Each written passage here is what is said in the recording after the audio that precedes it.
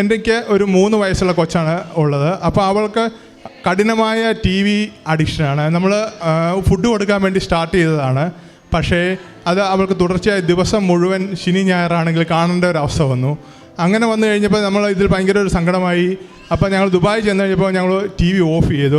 ഇനി കാണണ്ട, കുറച്ച് കഴിഞ്ഞ് കാണാമെന്ന് പറഞ്ഞപ്പോൾ അവൾ തുടർച്ചയായി കരയാൻ തുടങ്ങി. ഞങ്ങൾ എന്ത് പറഞ്ഞിട്ടും അവളെ ആശ്വസിപ്പിക്കാൻ കഴിഞ്ഞില്ല. അപ്പോൾ തുടർച്ചയായി കരഞ്ഞ് ഇന്ന് ഈ ശാഠ്യം പിടിക്കുകയും ചെയ്ത് കഴിഞ്ഞപ്പോൾ ഞങ്ങൾക്ക് ആകെ സങ്കടമായി. എന്ത് ചെയ്യണമെന്ന് ആലോചിച്ചപ്പോൾ അമ്മയുടെ കയ്യിൽ ഉടമ്പടി തൈലവും കാശുരൂപവും ഉണ്ടായിരുന്നു. അമ്മ ഉടമ്പടി തൈലവും കാശുരൂപവും വെച്ച് പ്രാർത്ഥിച്ചപ്പോൾ സ്വിച്ച് ഇട്ടതുപോലെ കൊച്ചിൻ്റെ കരച്ചിൽ മാറി. എൻ്റെ പേര് ജോർജ് എബ്രഹാം. ഞാൻ US വാഷിംഗ്ടണിൽ നിന്നാണ് വരുന്നത്. ഞാൻ അവിടെ ഒരു സോഫ്റ്റ്വെയർ എഞ്ചിനീയറായിട്ടാണ് ഇപ്പോൾ ജോലി ചെയ്യുന്നത്. ദേവമാതാവിൻ്റെ മാധ്യസ്ഥം വഴി, തിരുകുമാരൻ വഴി എനിക്ക് ലഭിച്ച അനുഗ്രഹങ്ങൾക്ക് സാക്ഷ്യം പറയാനാണ് ഞാൻ ഇവിടെ നിൽക്കുന്നത്. ഞാൻ US വാഷിംഗ്ടണിലെ ഒരു സോഫ്റ്റ്വെയർ എഞ്ചിനീയറായിട്ടാണ് വർക്ക് ചെയ്യുന്നത്. ഞാൻ അവിടെയായിട്ട് ഇപ്പോൾ ഏകദേശം 7 കൊല്ലമായി. എൻ്റെ അമ്മ 2019 നവംബർ മുതൽ ഉടമ്പടിയിൽ ഉള്ളയാളാണ്. അമ്മ എനിക്ക് വേണ്ടി നിരവധിയായ കാര്യങ്ങൾ മാധ്യസ്ഥം അപേക്ഷിച്ച് എനിക്ക് ലഭിച്ചിട്ടുണ്ട്. പക്ഷേ അമ്മ എന്നോട് ഉടമ്പടി എടുക്കാൻ പറയുമ്പോൾ എനിക്ക് അതിനോടൊരു താല്പര്യം ഉണ്ടാവുകയോ എന്താണ് ഉടമ്പടി എന്നതിനെക്കുറിച്ച് കൂടുതൽ അറിയാനോ എനിക്ക് താല്പര്യമില്ലായിരുന്നു. സോഷ്യൽ മീഡിയകളിലൂടെയൊക്കെ നമ്മൾ കാണുന്ന വളരെയധികം എന്താണ് ഇത് ഒരു കൃത്യമായൊരു ക്രൈസ്തവ രീതിയിലുള്ള കാര്യങ്ങളാണോ എന്ന് സംശയമുള്ളതുകൊണ്ട് ഞാൻ അതിനെക്കുറിച്ച് കൂടുതൽ അറിയാൻ ആഗ്രഹിച്ചില്ല. പിന്നീട് അമ്മ എനിക്ക് വേണ്ടി ഓരോ കാര്യങ്ങൾ നിയോഗം വയ്ക്കുകയും അത് കൃത്യമായിട്ട് നടക്കുകയും ചെയ്തു. അങ്ങനെ 2022 ആയപ്പോൾ അമ്മയ്ക്ക് ഉടമ്പടി നിബന്ധനകൾ കൃത്യമായിട്ട് പാലിക്കാൻ കഴിയാതെ, അമ്മയ്ക്ക് അസുഖം മൂലം പാലിക്കാൻ കഴിയാതെ വരികയും ആ ഒരവസ്ഥ വന്നപ്പോൾ എൻ്റെ ഉടമ്പടിയിൽ നിങ്ങൾ പങ്കുചേരാമോ എന്ന് ഞങ്ങളോട് ചോദിച്ചു. ആദ്യം ഞങ്ങൾ നിരുത്സാഹം പറഞ്ഞെങ്കിലും തുടർന്ന് എൻ്റെ വൈഫ് അമ്മയുടെ കൂടെ ഉടമ്പടി നിബന്ധനകൾ കൃത്യമായി പാലിക്കുവാൻ തുടങ്ങി. അത് 2022 നവംബർ മാസത്തിലായിരുന്നു. ആ സമയത്ത് ഞങ്ങളുടെ അവിടുത്തെ അപ്പാർട്ട്മെൻറ്റിൻ്റെ ലീസ് എൻഡ് ചെയ്യുന്ന സമയമായിരുന്നു. അപ്പോൾ പുതിയൊരു ലീസ് 1 ഇയർ നമുക്ക് ലഭിക്കണമെങ്കിൽ അപ്പോൾ ഉള്ളതിനേക്കാൾ ഒരു $360 കൂടുതൽ കൊടുക്കണമായിരുന്നു. അപ്പോൾ അത് നോക്കിയപ്പോൾ അതൊരു വലിയ സംഖ്യയാണ്, നമുക്ക് ഒരു അഫോർഡബിൾ അല്ലാത്ത ഒരു സംഖ്യയായിരുന്നു. അങ്ങനെ വന്നു കഴിഞ്ഞപ്പോൾ എന്ത് ചെയ്യണമെന്ന് നിങ്ങൾ ആലോചിച്ചു. ഞങ്ങൾ ഒരു ലൈറ്റ് ക്യാൻഡിൽ പ്രെയർ ആ സമയത്തിട്ടു. അത് കഴിഞ്ഞ് ഞങ്ങൾ മാതാവിനോട് ഒരു നിശ്ചിത തുക വെച്ച് ഈ തുക ഞങ്ങൾക്ക് ലഭിക്കണമേ മാതാവേ എന്ന് പറഞ്ഞ് പ്രാർത്ഥിച്ചു. ഞങ്ങൾ നിരന്തരമായി അവിടെ അപ്പാർട്ട്മെൻറ്റിലെ ലീസിംഗ് ഓഫീസിൽ ചെന്ന് 4-5 തവണ സംസാരിച്ചെങ്കിലും അവർ $1 പോലും അതിൽ കുറയ്ക്കാൻ പറ്റില്ല എന്ന് പറഞ്ഞതിനാൽ ഞങ്ങൾ അവിടെ നിന്ന് ലീസ് എൻഡ് ചെയ്ത് പുതിയൊരു സ്ഥലം അന്വേഷിച്ചു. അവിടെ അന്വേഷിച്ചപ്പോഴാണ് മനസ്സിലായത് അവിടെ ആ ഒരു നമ്മൾ ഉദ്ദേശിച്ച പറഞ്ഞ സംഖ്യയിൽ ഒരിക്കലും ഒരു അപ്പാർട്ട്മെൻറ്റ് ഞങ്ങൾ താമസിക്കുന്ന തരത്തിലുള്ള അപ്പാർട്ട്മെൻറ്റ് ലഭിക്കുകയില്ല എന്ന്. അങ്ങനെ ഞങ്ങൾ ആ പുതിയ സ്ഥലത്ത് ഞങ്ങൾ അങ്ങനെ എഗ്രിമെൻറ്റ് എഴുതാൻ വേണ്ടി ആപ്ലിക്കേഷൻ കൊടുത്തു. അപ്പോഴാണ് അവിടെ ഒരു 2 ദിവസത്തിനുള്ള ഡിലേ വരുമെന്ന് പറഞ്ഞു. ഞങ്ങൾ ഡിസംബർ 15-ാം തീയതിയാണ് പുതിയ സ്ഥലത്തേക്ക് മാറണമെന്ന് ആഗ്രഹിച്ചിരുന്നത്. അപ്പോൾ ഡിസംബർ 10-ന് ഞങ്ങൾ ആപ്ലിക്കേഷൻ കൊടുത്തു. അപ്പോൾ അവിടെ ചെന്ന് കഴിഞ്ഞപ്പോൾ അവരോട് ചോദിച്ചപ്പോഴാണ് ഒരു 2-3 ദിവസത്തെ ഡിലേ ഉണ്ടാവുമെന്ന് പറഞ്ഞു. അങ്ങനെ ആപ്ലിക്കേഷൻ പ്രോസസ്സ് ഡിസംബർ 14-ാം തീയതി അവർ ഞങ്ങൾക്ക് അയച്ചു തന്നു. ഞാൻ അത് കംപ്ലീറ്റ് ചെയ്തു. പക്ഷേ വൈഫിന് അത് കംപ്ലീറ്റ് ചെയ്യാൻ പറ്റിയില്ല എന്തോ കാരണം കൊണ്ട്. അങ്ങനെ ഞങ്ങൾ വൈകുന്നേരം വരെ വെയിറ്റ് ചെയ്തു. വൈകുന്നേരം കംപ്ലീറ്റ് ചെയ്യാമെന്ന് പറഞ്ഞു.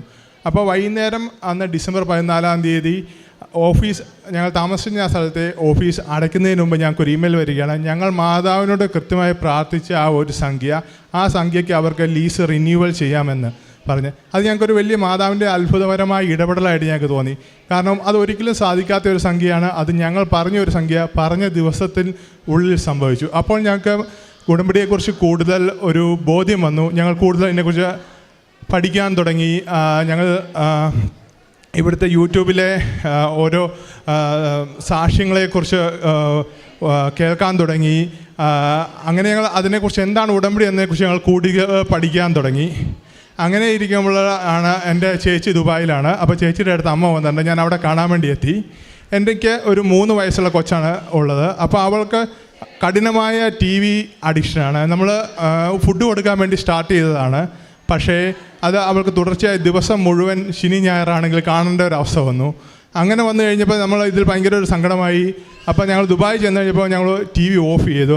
ഇനി കാണണ്ട, കുറച്ച് കഴിഞ്ഞ് കാണാമെന്ന് പറഞ്ഞപ്പോൾ അവൾ തുടർച്ചയായി കരയാൻ തുടങ്ങി. ഞങ്ങൾ എന്ത് പറഞ്ഞിട്ടും അവളെ ആശ്വസിപ്പിക്കാൻ കഴിഞ്ഞില്ല.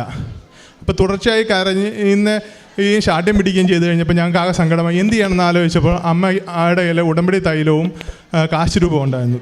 അമ്മ ഉടമ്പടി തൈലവും കാശുരൂപവും വെച്ച് പ്രാർത്ഥിച്ചപ്പോൾ സ്വിച്ച് ഇട്ടതുപോലെ കൊച്ചിൻ്റെ കരച്ചിൽ മാറുകയും തുടർന്ന് കൊച്ച് TV കാണണമെന്നൊരു കാര്യം ഞങ്ങളോട് പറയുക ഇല്ലാത്തൊരു സാഹചര്യം വന്നു. അത് ഞങ്ങളുടെ ഉടമ്പടിയുള്ള വിശ്വാസം കൂടുതൽ വർദ്ധിപ്പിച്ചു. അങ്ങനെ ഞങ്ങൾ തീരുമാനിച്ചു മാർച്ച് 1 മുതൽ ഞങ്ങൾ ഓൺലൈൻ ഉടമ്പടി എടുക്കുന്ന. അങ്ങനെ മാർച്ച് 1 ഞങ്ങൾ ഓൺലൈൻ ഉടമ്പടി എടുത്തു. അത് ഞങ്ങൾ 6 നിയോഗങ്ങൾ വെച്ചു. ഞങ്ങൾ വെച്ച 6 നിയോഗങ്ങളും മാതാവ് തിരുക്കുമാരൻ വഴി ഞങ്ങൾക്ക് സാധ്യമായി നൽകി. അതിനകത്ത് ഞങ്ങൾ വെച്ച ഏറ്റവും വലിയ ഞങ്ങൾക്ക് ആവശ്യമുള്ളൊരു ഉടമ്പടി, ഞങ്ങളുടെ ലീസ് ഇനി റിന്യൂ ആകുന്ന ഡിസംബർ 2023 ഞങ്ങൾക്കൊരു ഭവനം വേണം. അതിനുവേണ്ടി ഞങ്ങൾ ഒക്ടോബർ മാസം അവസാനം മുതൽ സെർച്ച് ചെയ്യാൻ തുടങ്ങി. അപ്പോൾ ഞങ്ങൾ ലോൺ എടുക്കാൻ ചെന്നപ്പോഴാണ് അറിയുന്നത് അപ്പോഴത്തെ പലിശ നിരക്ക് 8%. 8% എന്ന് പറഞ്ഞു കഴിഞ്ഞാൽ ആ 8% മൂലം വരുന്ന അടവ് ഞങ്ങൾക്ക് ഒരിക്കലും താങ്ങാൻ പറ്റുന്ന ഒരു അടവായിരുന്നില്ല. അപ്പം ഞങ്ങൾ ആലോചിച്ച് ഇനി എന്ത് ചെയ്യും, നമ്മൾ ഉടമ്പടി വെച്ചിട്ടുണ്ട്, അപ്പം മാതാവ് നമ്മളെ സഹായിക്കും എന്ന് പറഞ്ഞ് ഞങ്ങൾ ഇരുന്നു. അങ്ങനെ ഒരു ദിവസം വൈകുന്നേരം നമ്മൾ പ്രാർത്ഥന കഴിഞ്ഞപ്പം എൻ്റെ വൈഫ് എന്നോട് പറഞ്ഞു, ദൈവം നമുക്ക് $7 ലക്ഷം 3% താഴെ പലിശയിൽ ഒരു ഭവനം നൽകുമെന്ന്. അപ്പോൾ ഞാൻ പറഞ്ഞു ആ പലിശ നിരക്ക് 3% താഴെ എന്നുള്ള പലിശ നിരക്ക് 2021 പലിശ നിരക്കാണ്. 2021 2023 ട്രെയിൻ ട്രാവൽ ചെയ്താൽ മാത്രമേ ആ ഒരു പലിശ നമുക്ക് ലഭിക്കുകയുള്ളൂ എന്ന്. അപ്പോൾ എൻ്റെ വൈഫ് പറഞ്ഞു, ജോസഫ് അച്ഛൻ പറഞ്ഞിരിക്കുന്നത് ഒരിക്കലും നടക്കാൻ സാധ്യതയില്ലാത്ത ഒരു കാര്യമാണ് നിങ്ങൾ ഉടമ്പടിയിൽ വെക്കേണ്ടതെന്ന്. അപ്പോൾ ഞാൻ പറഞ്ഞു എങ്കിൽ ശരി, നമ്മൾ എന്തായാലും ഉടമ്പടി വെച്ചിട്ടുള്ള കാര്യമാണ്, നമ്മളിങ്ങനെ പറഞ്ഞു നമുക്ക് ഇത് വെച്ച് മാതാവിനോട് പ്രാർത്ഥിക്കാമെന്ന്. അത്ഭുതമായിട്ട് പിറ്റേ ദിവസം എൻ്റെ വൈഫ് ഒരു വീട് കാണുന്നു. ഞങ്ങൾ പലിശ നിരക്ക് 8% പുതിയ ഹോംസിനാണ് അവിടെ പലിശ ഇച്ചിരി കുറവുണ്ട്. അതുകൊണ്ട് ഞങ്ങൾ പുതിയ ഹോംസ് മാത്രമാണ് നോക്കിക്കൊണ്ടിരുന്നത്. അങ്ങനെ ഇരുന്നപ്പോൾ വൈഫ് ഒരു പഴയ ഒരു വീട് കണ്ടു. ഒത്തിരി പഴക്കമില്ല, ഒരു 7 കൊല്ലം പഴക്കമുള്ള ഒരു വീട് കണ്ടു. അപ്പം ആ വീട് എനിക്ക് അയച്ചു തന്നു. ആ വീട് 7 ലക്ഷത്തിനേക്കാളും ഒരു $50 കുറവിനായിരുന്നു ലിസ്റ്റ് ചെയ്തിരിക്കുന്നത്. അപ്പം ഞാനിങ്ങനെ അതിൻ്റെ ഡിസ്ക്രിപ്ഷൻ വായിച്ചു വന്നപ്പോൾ പറഞ്ഞു, ഈ വീട് നിങ്ങൾക്ക് 2.85% ലഭിക്കാനുള്ള ഒരു വഴിയുണ്ട്. അപ്പോൾ ഞങ്ങൾക്ക് മനസ്സിലായി ഇത് മാതാവിൻ്റെ ഒരു പ്രത്യേക പദ്ധതിയാണ്. കാരണം ഞങ്ങൾ ഇതിനെക്കുറിച്ച് തലേന്ന് പ്രാർത്ഥിച്ച് കഴിഞ്ഞ് സംസാരിച്ചതാണ്. എങ്കിൽ നമുക്ക് ഇതിനെക്കുറിച്ച് കൂടുതൽ അന്വേഷിക്കാമെന്ന് പറഞ്ഞു. കാരണം നമുക്ക് ഇങ്ങനെ ഒരു കാര്യത്തെക്കുറിച്ച് ഒരിക്കലും അറിവില്ലായിരുന്നു. കാരണം നമുക്ക് 8% മാത്രമേ ലോൺ കിട്ടൂ എന്നാണ് വിശ്വസിച്ചുകൊണ്ടിരുന്നത്. അപ്പോൾ ഞങ്ങൾ ഇതിനെക്കുറിച്ച് അന്വേഷിച്ചു. അപ്പോൾ ഞങ്ങൾ പല ഏജൻറ്റുമാരോട് ചോദിച്ചു, നമ്മുടെ അടുത്തുള്ളവരോട് ചോദിച്ചു. അവർക്ക് അതിനെക്കുറിച്ച് വ്യക്തമായ ഒരു ധാരണയില്ല.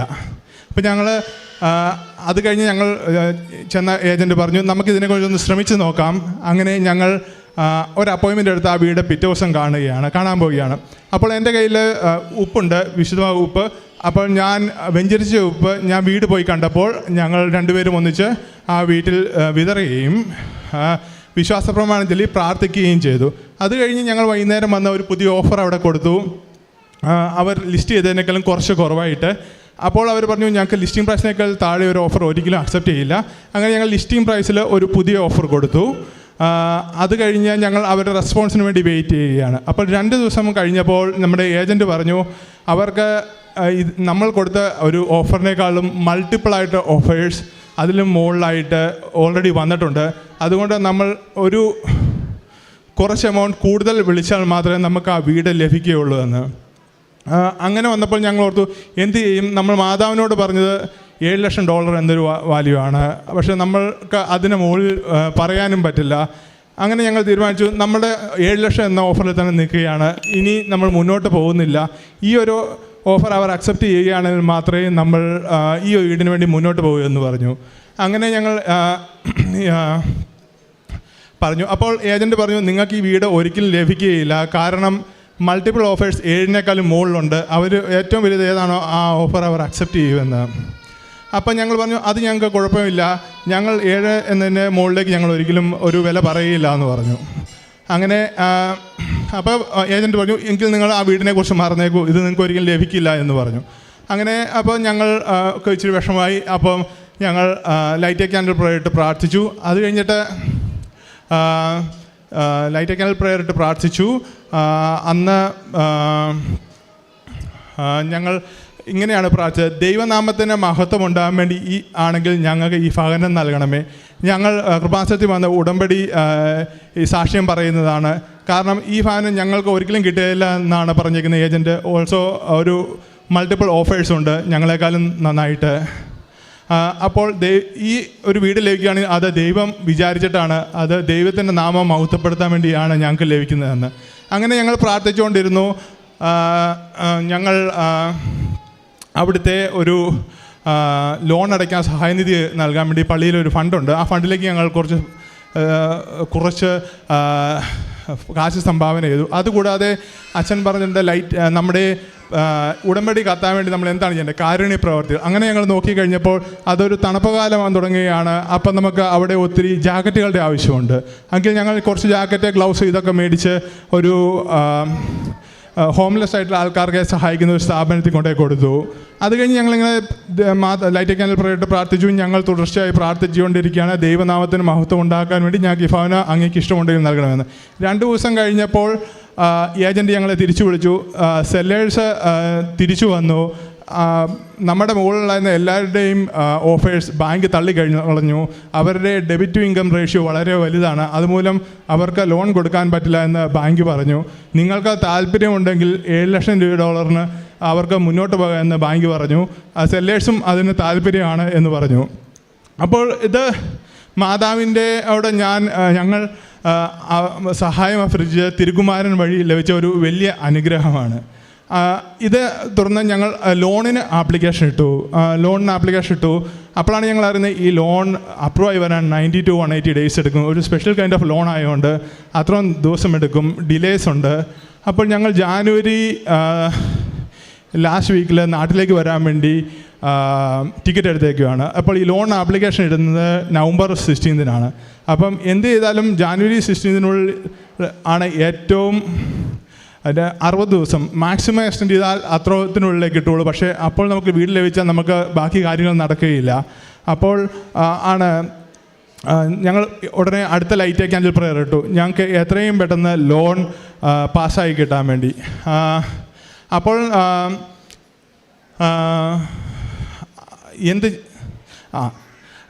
അപ്പോൾ ഞങ്ങൾ ലൈറ്റ് ക്യാൻഡിൽ പ്രേയർ ഇട്ടു, പ്രാർത്ഥിച്ചു. ആ സമയത്ത് ഞങ്ങൾക്കുണ്ടായിരുന്ന ലോൺ ഓഫീസർ മാറി മറ്റൊരു പുതിയ ലോൺ ഓഫീസർ വന്നു. അയാളുടെ ഒരു ലോൺ പോലെയാണ് ആ ലോൺ എടുത്ത് പാസ്സാക്കി തന്നത്. 90 days എടുക്കുമെന്ന് പറഞ്ഞ ലോൺ 22 ദിവസം കൊണ്ട് പാസ്സായി എനിക്ക് ലഭിച്ചു. അത് മാതാവിൻ്റെ ഒരു ഇടപെടൽ മൂലമാണ് അത് സംഭവിച്ചത്. ഇത് കഴിഞ്ഞ് ഞങ്ങൾ ലോണെല്ലാം അപ്രൂവായി. അങ്ങനെ ഇരിക്കുമ്പോൾ ഞങ്ങൾക്കിത് സൈൻ ചെയ്യാൻ പോവുകയാണ് നമ്മൾ ആധാരം. അന്നേരം പലരുമായിട്ട് സംസാരിച്ച് പറഞ്ഞു, കാരണം ഇങ്ങനെ ഒരു സംഭവം വരാൻ സാധ്യതയില്ല, ഇതിനകത്ത് എന്തെങ്കിലും നൂലാമാലകളുണ്ടായിരിക്കും, നിങ്ങളൊരു വക്കീലിനെ കണ്ടു നോക്കൂ എന്ന് പറഞ്ഞു. കാരണം നമ്മളെല്ലാം വായിച്ചു കഴിഞ്ഞപ്പോൾ സ്ട്രെയിറ്റ് ഫോർവേഡാണ്, വലിയ പ്രശ്നങ്ങളൊന്നുമില്ല, നമുക്ക് മനസ്സിലാവുന്ന രീതിയിലുള്ള കാര്യങ്ങളാണെന്ന് ഓർത്തിരുന്ന്. അപ്പോൾ ഇത് പറയുന്നത് December 22 അപ്പം ക്രിസ്മസിനോടടുത്തു.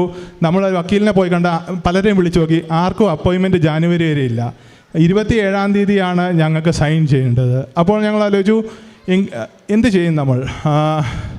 അങ്ങനെ ആലോചിച്ചു. ഞങ്ങൾ ഒരു ലൈറ്റ് ക്യാൻഡിൽ ഉടനെ ഇട്ടു. മാതാവിനോട് മാധ്യസ്ഥ അപേക്ഷിച്ച് പ്രാർത്ഥിച്ചു, തിരുകുമാരൻ വഴി ഞങ്ങൾക്ക് ഇതിനൊരു വഴി കാട്ടി തരണമേ. ഞങ്ങൾ ബൈബിൾ എടുത്ത് വായിച്ചു. അപ്പോൾ ഞങ്ങൾക്ക് കിട്ടിയത് സങ്കീർത്തനം 121. പർവ്വതങ്ങളിലേക്ക് നിങ്ങൾ നോക്കൂ, നിങ്ങൾക്ക് സഹായം എവിടെ നിന്ന് വരുന്നു? ആകാശവും ഭൂമിയും സൃഷ്ടിച്ച കർത്താവിൽ നിന്ന്. നിങ്ങളുടെ വ്യാപാരങ്ങൾ എന്നും എന്നേക്കും അവിടുന്ന് പരിപാലിക്കും എന്നുള്ള ആ ഒരു അധ്യായമാണ് ഞങ്ങൾക്ക് കിട്ടിയത്. അതും ദൈവം ഞങ്ങൾക്ക് കൂടെ നടന്ന് വഴി നടത്തുന്ന ഒരു രീതിയിലാണ് ഞങ്ങൾക്ക് അനുഭവപ്പെട്ടത്. കാരണം ഞങ്ങൾക്കറിയാത്ത ഒരു കാര്യത്തെ അവിടുന്ന് കൈപിടിച്ച് നടത്തി ഞങ്ങൾക്കിത് മേടിച്ച് തന്ന പോലെയാണ് ഇത് അനുഭവപ്പെട്ടത്. തുടർന്ന് ഞങ്ങൾക്ക് ഒരു പ്രശ്നങ്ങളുമില്ലാതെ അത് കംപ്ലീറ്റ് ചെയ്യാനും ആ ഒരു വീട് ഞങ്ങൾക്ക് രജിസ്റ്റർ ചെയ്യാനും ഞങ്ങൾക്കിപ്പോൾ അത് ഞങ്ങളുടെ സ്വന്തം വീടായിട്ട് ജാനുവരി 5 ലഭിച്ചു. ഈ ഒരു വലിയ അനുഗ്രഹം അമ്മ മാതാവ് തിരുകുമാരൻ വഴി ഞങ്ങൾക്ക് നടത്തി തന്നു, ഞങ്ങളെ കൈപിടിച്ച് നടത്തി. ഇതാണ് ഞങ്ങളുടെ ആ ഉടമ്പടി വെച്ച ഏറ്റവും വലിയ അനുഗ്രഹം ഞങ്ങൾക്ക് ലഭിച്ചത്. അതിന് കൂടാതെ ഞങ്ങൾ ആ വക്കീലിനെ കാണാൻ വേണ്ടി ഞങ്ങൾ ആലോചിച്ചപ്പോൾ ഞങ്ങൾക്ക് ഒരു വക്കീലിനെ കിട്ടിയില്ല എന്ന് പറഞ്ഞല്ലോ. ആ സമയത്ത് ഞങ്ങൾ ആലോചിച്ചു, ഞങ്ങൾക്ക് ക്രിസ്മസ് സമയത്ത് നമ്മൾ ആഘോഷം മാറ്റി ഇത് ആർക്കെങ്കിലും നമ്മളൊരു സഹായം ചെയ്യണം. അപ്പോൾ ഹോംലെസ്സായ ആൾക്കാർക്ക് രണ്ടാമതൊരു അവസരം നൽകാൻ, തിരിച്ച് ഒരു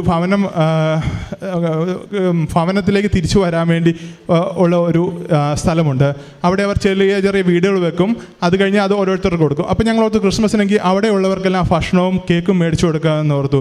അത് കഴിഞ്ഞ് ഒരു നിശ്ചിത തുക നമ്മൾ, കാരണം നമുക്ക് 8% നിന്നിരുന്ന സ്ഥലത്ത് 2.87 നമുക്ക് ലോൺ കിട്ടിയാണ്. ഒരു നിശ്ചിത തുക നമ്മൾ ഭവനമില്ലാത്തവർക്ക് വേണ്ടി മാറ്റിവെക്കാമെന്ന് ഞങ്ങൾ മാതാവിനോട് തിരുക്കുമാരനോടും പറഞ്ഞു.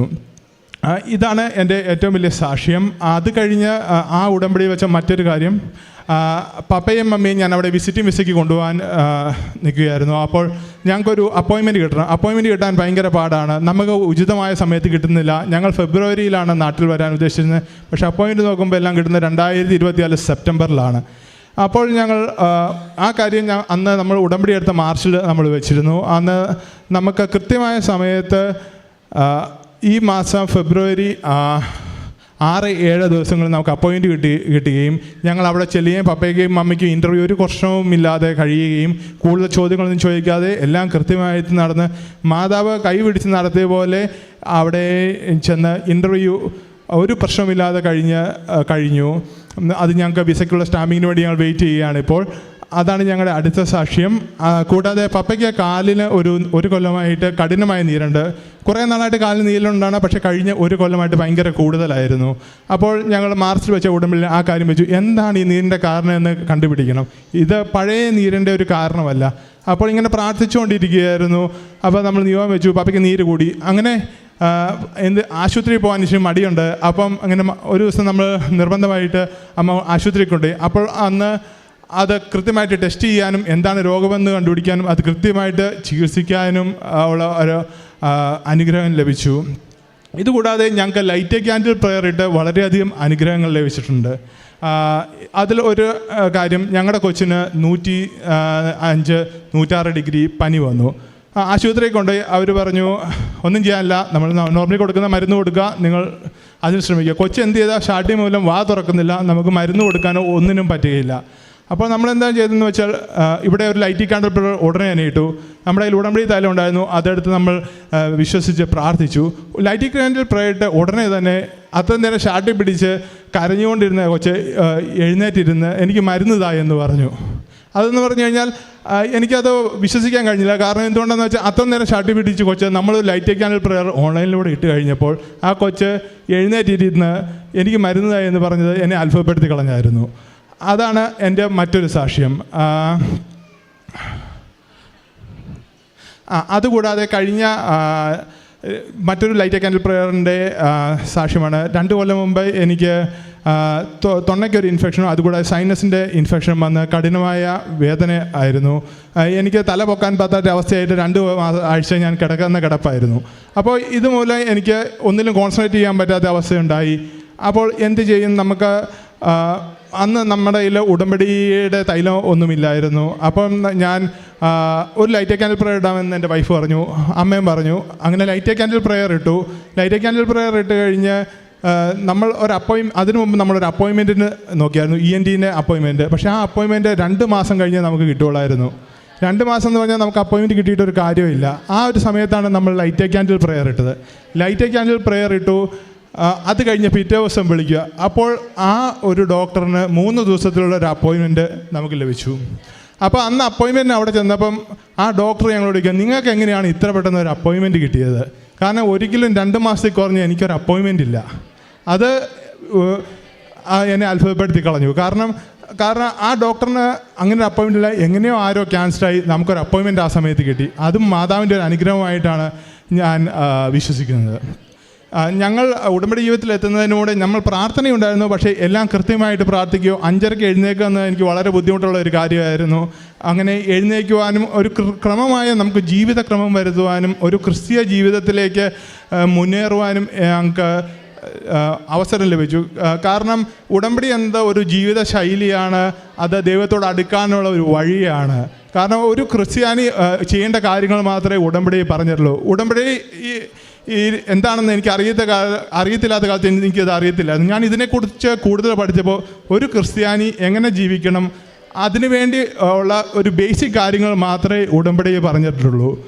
അത് ആണ് ഉടമ്പടി എന്ന് എനിക്ക് അന്ന് മനസ്സിലായി. അന്ന് മുതൽ ഞങ്ങളെല്ലാം കൃത്യമായിട്ട് പ്രാർത്ഥിക്കുവാനും അതുമൂലം നമുക്ക് വളരെയധികം അനുഗ്രഹങ്ങളും മാതാവും തിരുക്കുമാരനും നമ്മളെ കൈപിടിച്ച് നടത്തുന്ന പോലെയും ഓരോ കാര്യങ്ങൾ വരുമ്പോൾ നമുക്കൊരു പിടിവള്ളി ഉണ്ട് എന്നുള്ള വിശ്വാസം നമുക്ക് വരികയും നിരാശ ഉണ്ടാകാതിരിക്കുകയും ചെയ്തു എന്നുള്ളതാണ് ഏറ്റവും വലിയ അനുഗ്രഹം. ഇത്രയും വലിയ അനുഗ്രഹങ്ങളെല്ലാം നൽകിയ തിരുക്കുമാരനെ ഹൃദയം നിറഞ്ഞ് നന്ദി പറയുന്നു.